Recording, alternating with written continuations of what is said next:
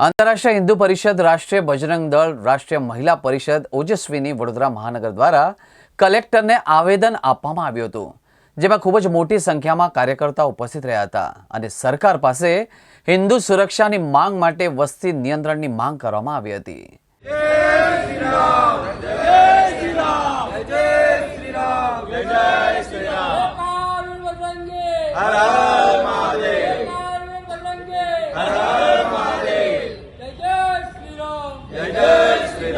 भारत माता के जय, भारत माता के जय.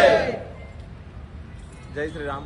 आज रोज અમે આંતરરાષ્ટ્રીય હિન્દુ પરિષદ, રાષ્ટ્રીય બજરંગ દળ, રાષ્ટ્રીય મહિલા પરિષદ તથા ઓજસ્વીનીના કાર્યકર્તાઓ આજે વડોદરા કલેક્ટરશ્રીને આવેદનપત્ર પાઠવવા આવ્યા છે. પ્રધાનમંત્રીશ્રીને સંબોધીને અમે આવેદનપત્ર પાઠવ્યું છે કે દેશમાં જે રીતે હિન્દુઓ પર એક ચોક્કસ સમુદાયના લોકો હુમલાઓ કરી રહ્યા છે અને હિન્દુઓની કરપીણ હત્યાઓ થઈ રહી છે, આતંકવાદી કૃત્યો થઈ રહ્યા છે, ત્યારે એક સખત કાયદાની ખૂબ જ જરૂરિયાત હોય. આ લોકોની વસ્તી જેવી 15%થી વધી જાય એટલે એ લોકો પોતાના મૂળ સ્વરૂપમાં આવી જતા હોય.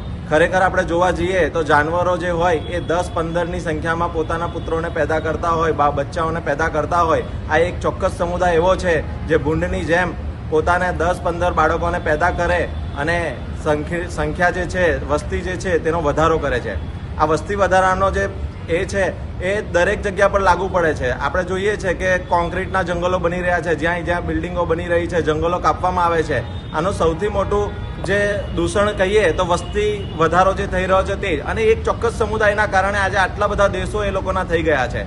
ત્યારે ભારતને પણ એનાથી બચાવવું જોઈએ. વસ્તી નિયંત્રણ માટે ચોક્કસ કાયદો લાવવો પડે.